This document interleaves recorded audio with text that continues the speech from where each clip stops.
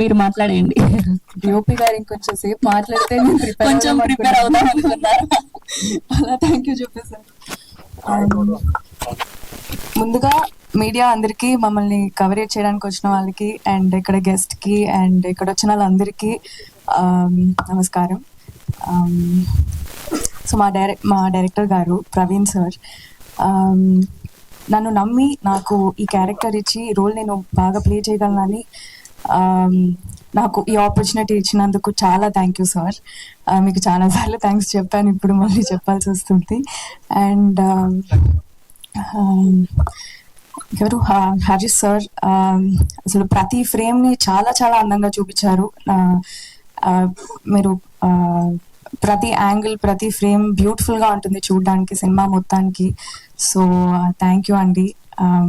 And Ghibran sir మీ అందరికీ తెలిసిందే, చాలా బాగా సౌండ్ ట్రాక్ అయినా, బ్యాక్గ్రౌండ్ స్కోర్ అయినా, మ్యూజిక్ అయినా చాలా బాగుంటుంది. చెప్పడానికి ఇంకా I don't have words. And I'm your guy అన్నది ఈ సినిమాలో నేనైతే లూప్లో వింటున్నాను ప్రతిసారి.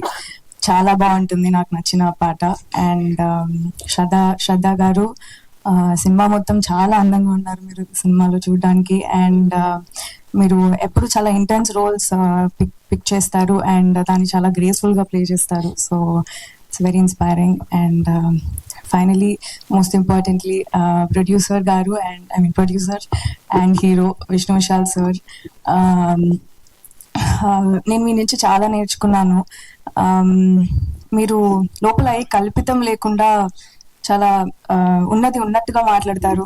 యూజువలీ స్టేజ్లో నించొని ర్యాండమ్గా అప్రిషియేట్ చేస్తారు కదా, కానీ అలా కాదు, మొత్తం హార్ట్ నుంచే వస్తుంది ప్రతి మాట. And so I had a great time working with you sir and very grateful for this film.